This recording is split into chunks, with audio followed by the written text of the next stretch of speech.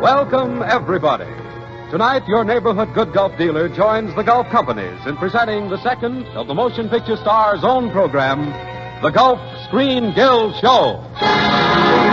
With Loretta Young, Fred Astaire, Herbert Marshall, Franklin Pangborn, Gino Corrado, Oscar Bradley, and Hollywood's favorite master of ceremonies, George Murphy.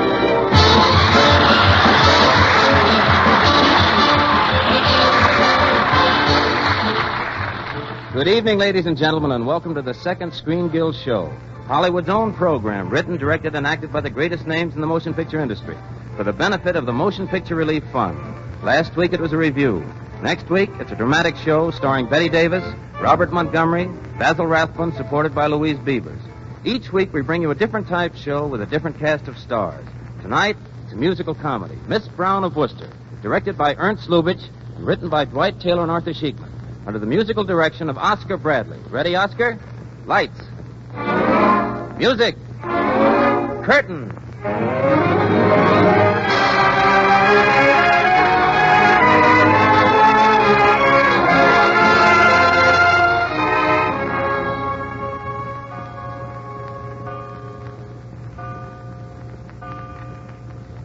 It's 4 a.m. at the English Manor House of Richard Devon, played by Herbert Marshall. The radio in the darkened drawing room is turned on. In front of it, we find Alice Brown, his fiancée, played by Loretta Young. The program she is listening to is a transatlantic broadcast in the famous Sky Room of New York's Hotel Astoria. Jerry Gale, known as the Rhythm Romeo and acted by Fred Astaire, is just beginning his midnight broadcast. It is my lady. Oh, it is my love. Jerry. Alice. Is that you down there? Yes, Dick. Well, what on earth? Well, you know what time... Oh, darling, are you ill? No, I'm all right. I woke up and heard the radio playing. Oh, You're sure you're all right, Alice? quite sure. I just couldn't sleep, that's all. I don't wonder. Poor girl. That dinner last evening to meet my family must have been a frightful ordeal. No, it wasn't. But they approve of you, darling. Dick, I want to ask you something. Yeah? Here, let me put this shawl around you. This place is a refrigerator. You'll have a red nose for our engagement party. Dick, would you say a girl was, well, immoral to be in love with two men? Oh, it depends on the girl.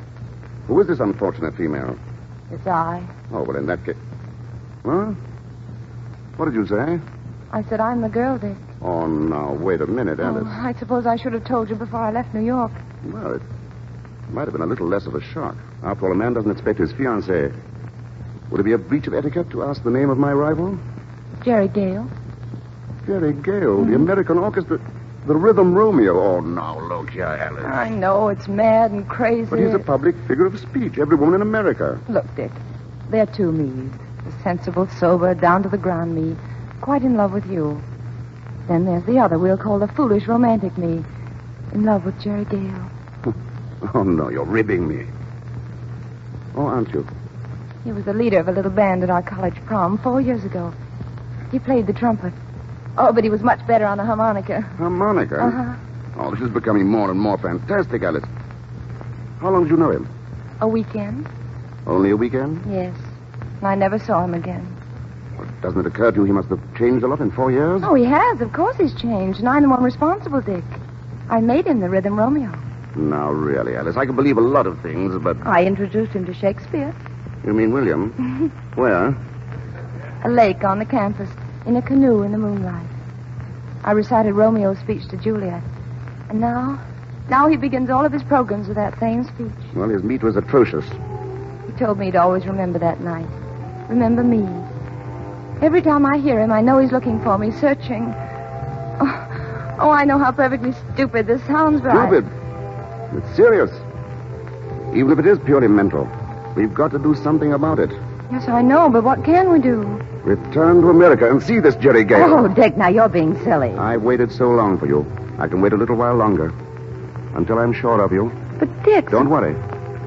If you find he's the one, I'll bow gracefully out. Oh, no, Or if he's not, you can forget him. Isn't that the sensible solution? Well, Exactly. We'll sail for America on the very next boat. You're going to feel better or worse within a fortnight.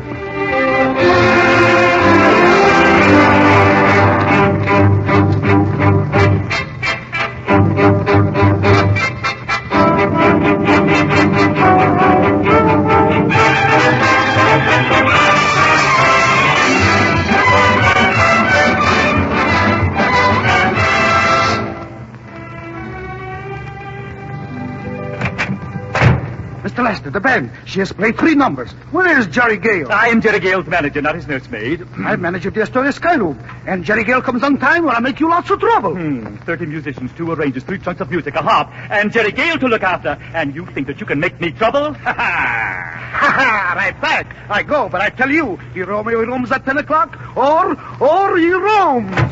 You think I could take him out of a hat? Hello, Lester. Oh, so there you are, Jerry Gale. Where have you been? On the corner of 47th and Broadway, playing a harmonica for 3 little dirty-faced kids to do the shag.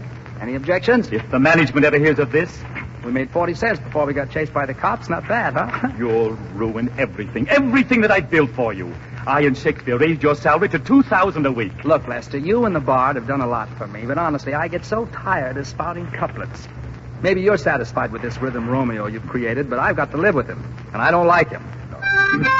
Oh, stop that. Stop that.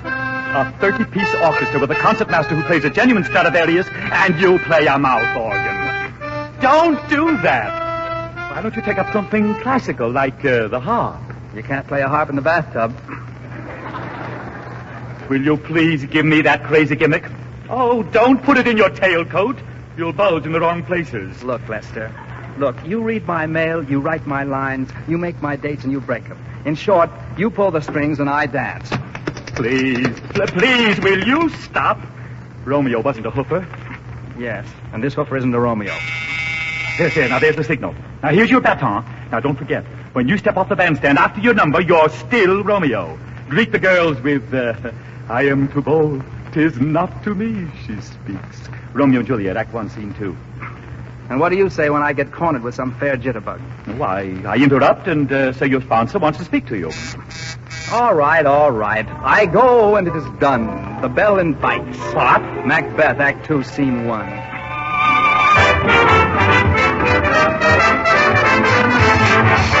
This can't be love because I feel so well.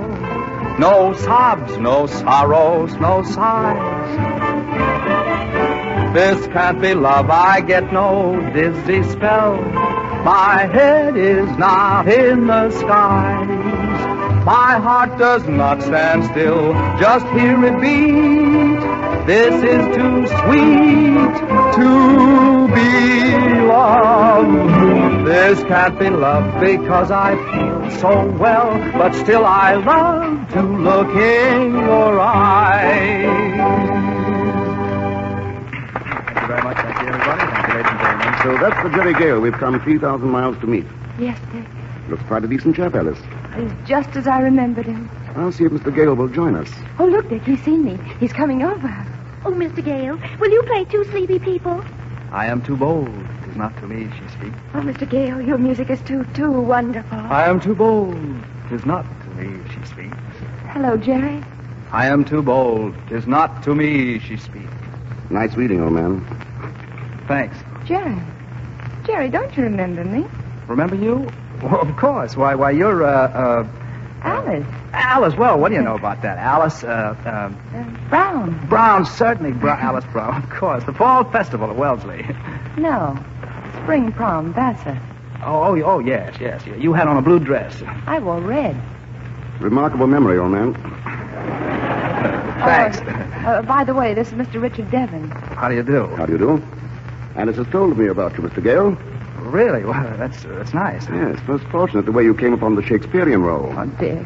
The Rhythm Romeo angle? Yes, a lake on the campus, a boy and a girl, the moonlight, and you were romantic. No. A hamburger joint on Main Street, me and my manager. It was raining and I was broke. But, Jerry, You see, one of the boys in the band made a play for the waitress, and she said, lay off, Romeo, and the idea came to Lester just like that. I've been the Rhythm Romeo ever since. Dick, Dick, let's dance. Alice, darling, you know I don't tango. But you do, don't you, Mr. Gale? Oh, I couldn't possibly leave you alone, Dick. Nonsense. I'll order dinner for you while you're dancing. Go ahead. Go ahead. Well, I suppose we could dance. I suppose we could, if you like.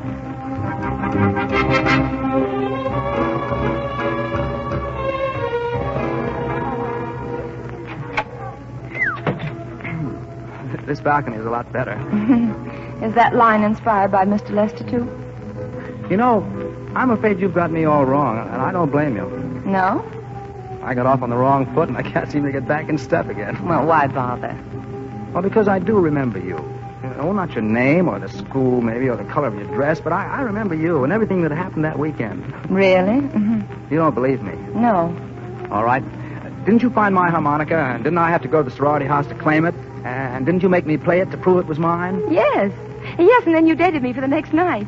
Sure. That was why I stayed over. You called for me in the town's only taxi. It was payday. Yes, but we walked down to the lake. And paid $1 for a red canoe. It was blue. It was swell. There was a full moon. 2 of them. One upstairs and one down on the lake. Yes. And you sang a funny little song, do you remember? There ought to be a moonlight saving time, so I could love that gal of mine. And you recited... What light from yonder window breaks? It is the east. And Juliet is the sun. That's it. That must have been why I took Lester's suggestion. I was remembering you and the way you read those lines. And when we reached the shore, you said, beautiful. I didn't mean Shakespeare. And you kissed me. Yes. Yes, I... Darling. Darling.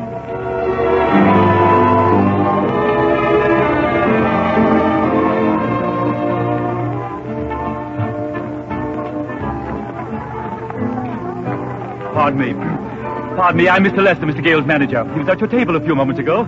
I wonder if you could tell me where Yes, he... certainly, yes. He just stepped out on the balcony with my fiancée. Oh, thank you. On the balcony? With your fiancée? Oh, my heavens!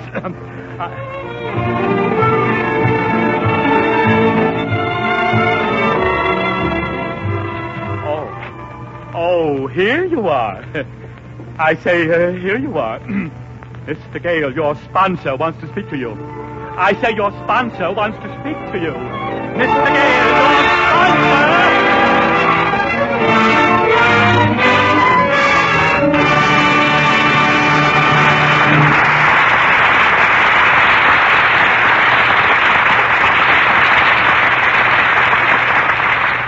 You have just heard Act One of Miss Brown of Worcester with Fred Astaire, Herbert Marshall, Franklin Pangborn, Loretta Young, and Gino Corrado. Now, before we bring you Act Two, we'll have just a few words from John Conte. Ladies and gentlemen, in your neighborhood, perhaps just around the corner, you'll find a good Gulf dealer. He is an independent merchant who conducts a business to serve you with your motoring needs. We are proud to say that he handles petroleum products which are uniformly high in quality. Of equal importance is the service which he renders. We are sure you will find him friendly, helpful, and prompt in his attention to your motoring needs, courteous as he serves you. In every respect, a merchant who merits your regular patronage. So the next time you need gasoline and motor oil, stop at the sign of the Gulf Orange Disc and ask the good Gulf dealer to service your car. Thank you.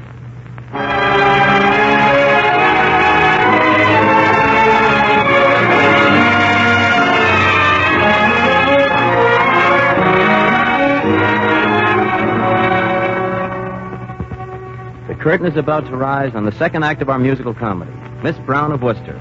Alice Brown and her former love, Jerry Gale, the famous orchestra leader, have been doing the town for the past 2 weeks with a man she is engaged to marry, Richard Devon. Devon has been learning that even in America, 3 is a crowd. Lights, music, curtain.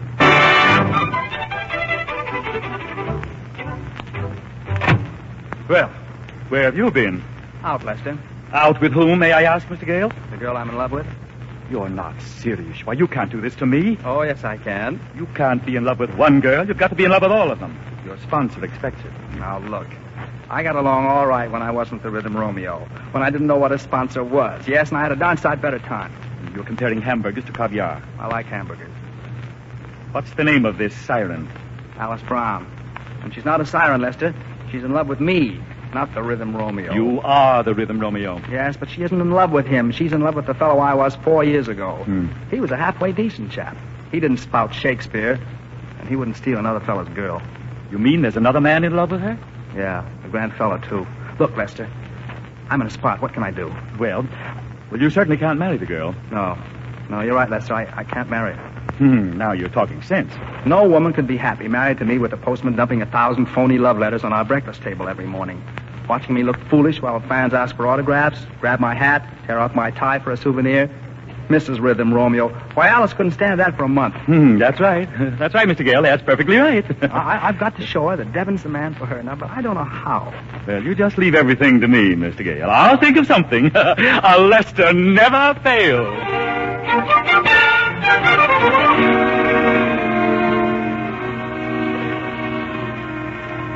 Dick, did you see this headline? How about some tea, Alice? Army mobilizes on Czechoslovakian border. Lemon or milk, darling? Lemon, dear. London building bomb-proof shelters. You'll never guess what I discovered these crumpets. Britain debates mobilizing navy. Imagine selling crumpets at a chemist shop. You know, Dick, this really looks serious. Not the crumpet situation? No, silly. There's trouble in Europe. Oh, time enough to worry when it comes to a head. Marmalade or gooseberry jam? Marmalade, please. Oh, gosh, I'm glad we're in America and out of it. Well, if they have to roll up their sleeves and go to it, I'm still a captain in the Naval Reserve. You? Dick, do you mean that... Anything's apt to happen these days. But look, you didn't come to tea to discuss the European situation. What's really troubling you? Come on, out with it. Dick? Yes? I've made up my mind. I thought so. It's Jerry Gale. Yes. Oh, please, Dick, don't be angry with me. I'm not. Jerry's a fine chap. I'm only sorry I couldn't have been the lucky man. But Jerry doesn't know it yet. I knew it. And so must he, unless he's blind. Just a second. Yes? Is Miss Brown there? Yes, just a moment. For you, Alice. For me? Oh, thanks, dear. Hello? Miss Brown? Yes? This is Jerry Gale's manager, Mr. Lester. May I ask the name of your attorney? My attorney? What for? Miss Brown, as Mr. Gale's manager, it is my unpleasant duty to follow the path of unbroken hearts left at the wayside by the Rhythm Romeo. And I do what I can to repair them in a monetary sense. Let me warn you, however, that $3,000 is my top price. Are you speaking for Mr. Gale? Certainly, I speak for Mr. Gale. Does he think that I... Why, how dare you call me up, Mr. Lester? How dare you?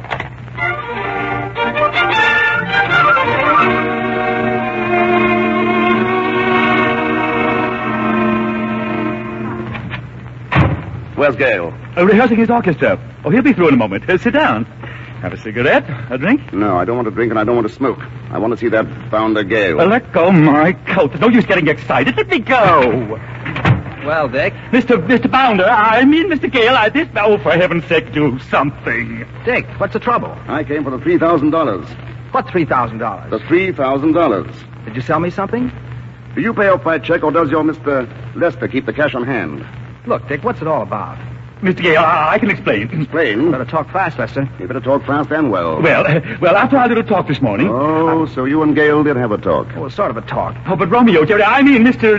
Gale, he doesn't know my talk. Lester, calm yourself. Who's calm? Nothing's the matter with me. I'm perfectly excited. You told me yourself that you shouldn't marry Miss Brown, so I only pretended to offer a settlement on the phone. I only... A settlement? Why, you wart. You pygmy. You smidge. Oh! I'm beginning to get things straight. Look here, Jerry. Why shouldn't you marry Alice? Oh, because you can give her a sane, decent life, and I can't, Dick. Because I'm a streamlined Shakespearean phony. Alice doesn't think so. After all, she's the one to make the final decision. It won't be hard for her to choose now. There's no explanation I can make she'll ever believe. I wouldn't worry, Jerry. A woman will go any place, do anything, and believe anything when she's in love. You'll see at the Sky Room tonight.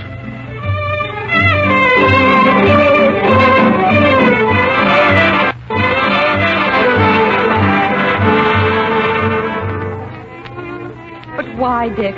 I never want to speak to Jerry again. I never even want to see him. Why must we come here tonight? Because you're really in love with Jerry. You're angry now. Your pride's been hurt. But he's a great fellow. And you'll be very happy together. I know that. Dick, don't you see that? When two people love each other, There has to be a lot of understanding. You told me this afternoon you loved him. You love him now, don't you? Hello, Dick. It's all right, old boy. I'll be back in a little while. Alice, I don't know what to say. I don't know if there's anything I can say. You see, I've got so in the habit of speaking for this rhythm Romeo that I can't talk very well for myself. There's your music. I'll be right back. No, I'll sing it from here. I can reach up to heaven and pluck out a star from the blue. It's true, but only when you're in my arms.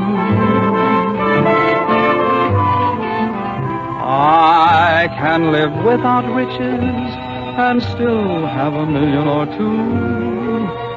It's true, but only when you're in my arms.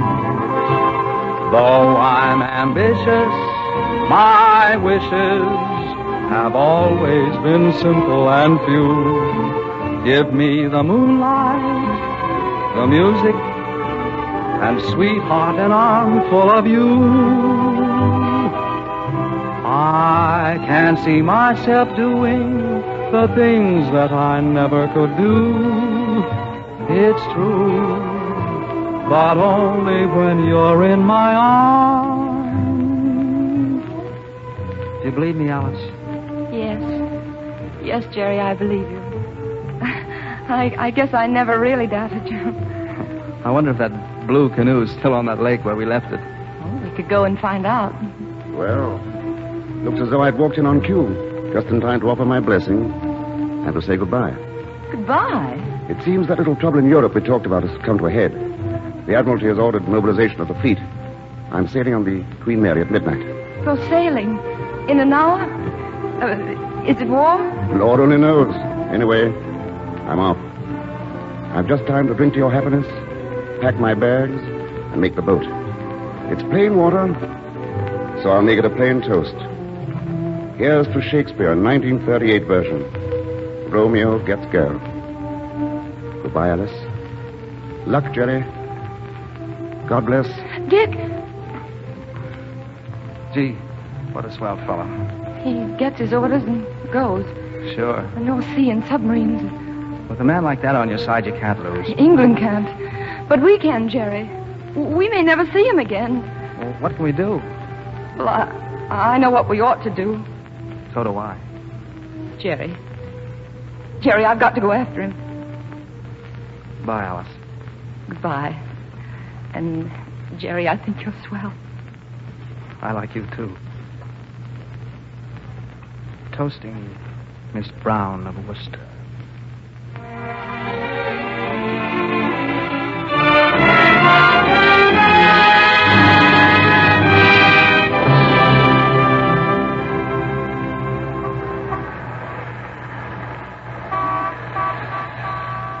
Throw my luggage in the back, driver.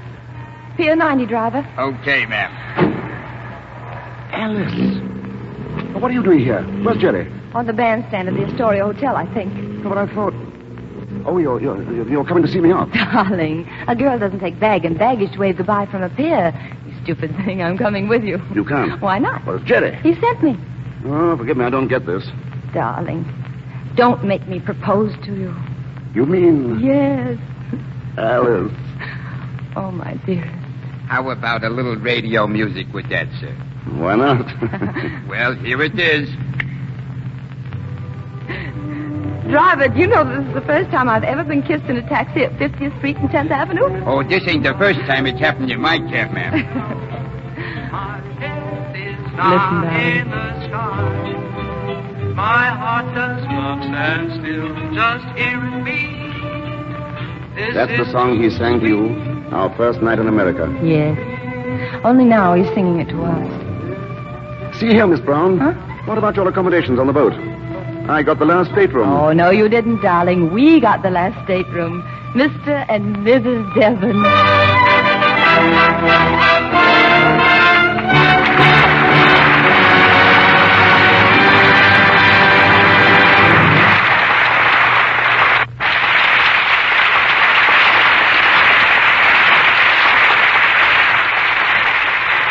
In just a moment, Loretta Young, Freddie Astaire, and Bart Marshall will return as themselves.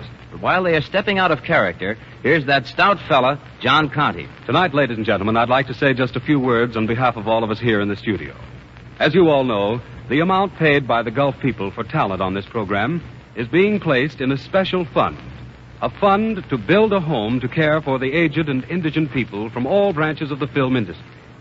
We're all of us proud to be associated with such a worthwhile project and with this new kind of radio entertainment.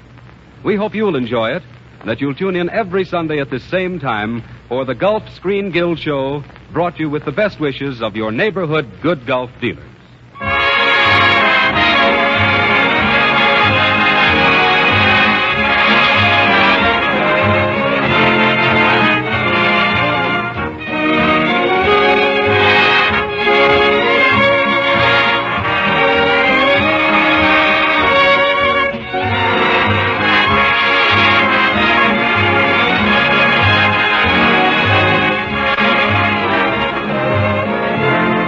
I'll say goodnight, George. Loretta, before I say goodnight, I want to tell you what a swell job you did. Oh, thanks. And I don't have to tell you how swell I think you are personally. No, you don't have to, but I like it. Good night, George, and thanks again. Good night, Loretta. And by the way, extra congratulations to you, Bart. Why is that, George? Well, because tonight you got the girl and Freddie didn't. Well, in that case, so long as she's mine, I'll take her home. Good night, George. Good night, Bart. Good night, MC.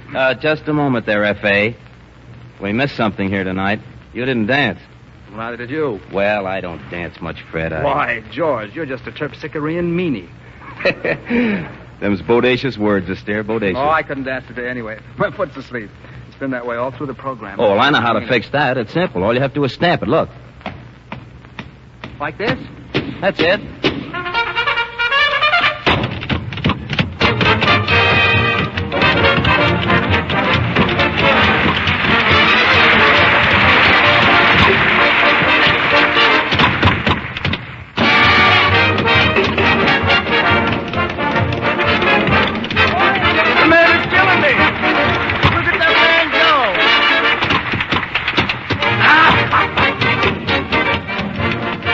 Are the feet awake yet, Fred? So long, Fred. Thanks for coming.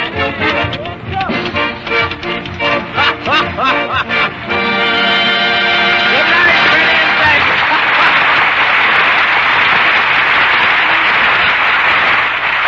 Good night, George. Good night, Freddie. That was a pretty fair gavotte. That was a pretty fair gavotte for two sleepy feet. I'd like to thank Franklin Pangborn and Gino Corrado for being with us tonight for a swell performance. Well, folks, that winds up another Screen Guild show. We hope that you enjoyed it. We'll tune in again next week to hear Betty Davis, Robert Montgomery, Basil Rathbun, and Louise Beavers in an original drama, Can We Forget, directed by Frank Capra and written by Mary McCall. Tonight's Screen Guild show was directed by Ernst Lubitsch, written by Dwight Taylor and Arthur Sheikman. This is George Murphy saying thank you for the motion picture industry, and good night.